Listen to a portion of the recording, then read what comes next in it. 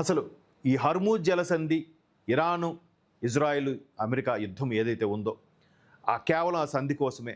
ఆ సంధి నుంచి రాకపోతే షిప్స్ అన్నీ కూడా చుట్టూ తిరిగి రావాలంటే చాలా రోజులు పడుతుంది, చాలా ఆయిల్ ఖర్చు అవుతుంది, చాలా ఇబ్బందికర పరిస్థితి. సో ఈ హర్మూజ్ జలసంధి మీదే అంత సర్వత్రా దృష్టి ఉంది. అయితే దీనికి సంబంధించి అమెరికా దాన్ని వదులుతారా, లేదంటే దాన్ని పేల్చేస్తాం, ఇంకా దాడులు ఆపం, ఇరాన్ని సర్వనాశనం చేసేస్తాం అని చెప్తున్నప్పటికీ ఇక్కడ దీనికి ప్రత్యామ్నాయం ఉందా అంటే హార్మూజ్తో ఒక పని ఉండదా అనే ప్రశ్న వస్తుంది. ఎందుకంటే నిన్న అమెరికా అధ్యక్షుడు ట్రంప్ ఇచ్చిన స్టేట్మెంట్లో మాకు హార్మూజ్తో పని లేదు, మేము ఇట్లాగా మీకు కావాలంటే ఆయిల్ మా దగ్గర నుంచి ఇస్తామని చెప్పండి అని వాళ్ళ దగ్గర ఆయిల్ కొనుక్కోమని చెప్పే విధంగా అమెరికా ముందుకు వస్తుంది. మరోవైపు దాడులు ఎక్కడ ఆపమని కూడా హెచ్చరిస్తుంది. ఇది ఒక్కసారి ఆ వార్త చూద్దాం. తనపై అమెరికా, ఇజ్రాయెల్ దాడికి ప్రతిస్పందనగా హర్మూజ్ జలసంధి గుండా చమురు నౌకలను రాకపోకలను ఇరాన్ అడ్డుకోవడం భారత్ వంటి దేశాలకు తీవ్ర నష్టదాయకమవుతోంది. దీంతో హర్మూజ్కు ప్రత్యామ్నాయంగా సౌదీ అరేబియా నుంచి యునైటెడ్ అరబ్ ఎమిరేట్స్ వరకు సరికొత్త భూజల రవాణా మార్గాన్ని నిర్మించదలిచినట్లు కథనాలు వెలువడుతున్నాయి. ఇది సాకారమైతే పలు సమస్యలకు పరిష్కారం లభిస్తుంది.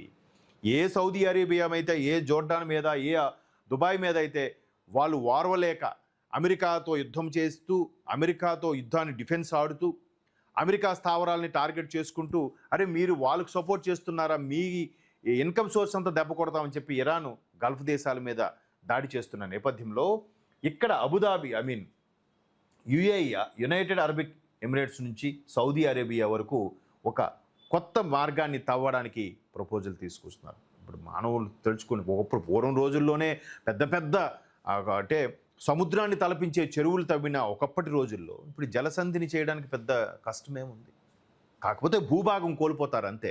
సో దానికి ఇక్కడ చూడొచ్చు. హర్మూజ్ జలసంధికి ప్రత్యామ్నాయంగా తెరపైకి వచ్చిన సరికొత్త భూజల గల్ఫ్ వాణిజ్య మార్గం సౌదీలోని దమ్మాం నుంచి యుఏఈ సముద్ర తీరం వరకు సాగుతుంది. దమ్మాం నుంచి యుఏఈ షార్జాలోని ఖోర్ఖక్కన్ ఓడరేవు, సజా డ్రై పోర్ట్ వరకు ఈ మార్గంలో ట్రక్కులు, బోట్ల ద్వారా ఎరువులు తదితర సరుకులను చేరవేయచ్చు. హర్మూజ్తో పోలిస్తే ఈ రూట్లో ప్రయాణ సమయం తగ్గుతుంది, ఇంకా మార్గం సుగమం చేసుకుంటున్నారు. ఫ్యూచర్లో ఇరాన్ నాడు తలతెక్క వ్యవహారం చేయకుండా వాడు ఇప్పుడేంటి ఆ జలసంధిని అంతటిని కూడా మేము మా ద్వారా వస్తే మీకు మినిమం ఇన్ని డాలర్లు ఛార్జ్ చేస్తున్నారు, ఒకవేళ వాళ్ళకి ఇష్టం లేకపోతే పేల్చేస్తున్నారు. రుబాబు అంత తీవ్రవాదం భావజాలంతో ఉన్న వాళ్ళు. సో దానికి ప్రత్యామ్నాయంగా ఈ విధంగా తయారు చేయడానికి ప్రత్యామ్నాయంగా ఏర్పాటు చేస్తున్నారు. దీనికి ప్రపంచ దేశాలు అంటే గల్ఫ్ దేశాలు, ప్రపంచ దేశాలు ఒక సమాఖ్యగా ఏర్పడి ఈ చర్యలు తీసుకుంటే ఆ హర్మూజ్ జలసంధి కన్నా ఇంకా తక్కువ సమయం పడుతుంది. ఇక్కడ హర్మూజ్ జలసంధి కన్నా ఇంకా తక్కువ సమయం పట్టే ఛాన్సెస్ ఉన్నాయి. దానికోసం విశ్వ ప్రయత్నాలు చేస్తున్నారు. ఒక్కసారి అది చూడొచ్చు. గల్ఫ్ టైనర్లు ఈ కొత్త వాణిజ్య కారిడార్ నిర్మిస్తాయి. షార్జా అంటే యుఏఈ, సౌదీ అరేబియాల మధ్య అడ్డంకు లేని వాణిజ్య వారధిని సృష్టించడం ద్వారా ప్రాంతీయ వ్యాపార అనుసంధాన్ని బలోపేతం చేస్తామని గల్ఫ్ టైనర్ పేర్కొంది. సరిహద్దుల గుండా సరుకును వేగంగా, సమర్థంగా తరలించాలి దీన్ని రూపొందిస్తున్నారు. ఈ కారిడార్ వల్ల సరుకు వేగంగా కదిలి యుఏఈ, సౌదీ మధ్య ప్రత్యక్ష రవాణా సంబంధాలు మరింత మెరుగుపడే అవకాశం ఉంది.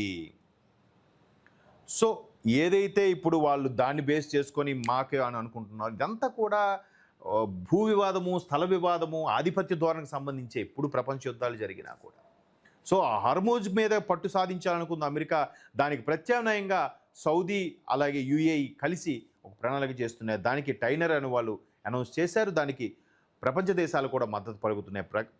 ముఖ్యంగా భారత్ దాని వల్ల ఉపయోగం ఏంటంటే హర్మూజ్ జలసంధికి ఆవల ఉన్న ఏకైక పూర్తిస్థాయి రేవు ఖోర్ఖక్కన్ కమర్షియల్ టెర్మినల్. ఇది అరేబియన్ గల్ఫ్, భారత ఉపఖండం, ఒమన్ గల్ఫ్, తూర్పు ఆఫ్రికా మార్కెట్లకు కీలకమైన ద్వారంగా నిలుస్తోంది. ప్రస్తుతం దుబాయ్, అబుదాబి వంటి రేవుల ద్వారా అంతర్జాతీయ జలాల్లోకి ప్రవేశించాలంటే హర్మూజ్ జలసంధి ఉపయోగించక తప్పడం లేదు.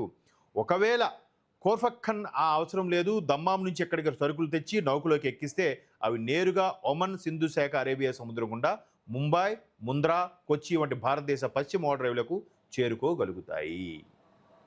అంటే ఇది ఒక్కసారి ఈ ఆర్టికల్ చదివితే దీనికి ప్రత్యామ్నాయం ఒక పని ఉండదా అంటే మనం ప్రత్యామ్నాయంగా చేస్తున్నారు.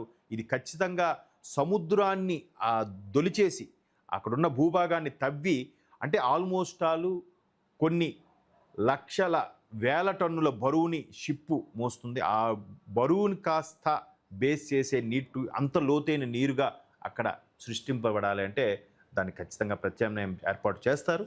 సో దానికే ఈ ఫోర్ఫక్కన్ అనే ఏదైతే వాటర్ వే ఉందో అబుదాబికి సంబంధించి, దాని ద్వారా ఇక్కడ వాటర్ వేవులు ప్రత్యామ్నాయంగా మార్గం సుగమం చేస్తే చాలా వరకు నాట్ ఓన్లీ హర్మూజు చాలా దేశాలకు ఉపయుక్తంగా ఉండబోతోంది. ప్రత్యేకంగా భారత్కి ఈ పశ్చిమ తీరంలో ఉండే మాంద్రా, అలాగే అరేబియా తీరంలో ఉండే ముంబాయి, కొచ్చి ఇటువంటి వాటర్ వేవులకు సంబంధించి చాలా కీలకంగా మారబోతుంది అనేది ఈ వార్త యొక్క సారాంశం. మరి అన్నీ అనుకున్నట్టు జరిగితే ఎంతవరకు సక్సెస్ అవుతుందో చూద్దాం.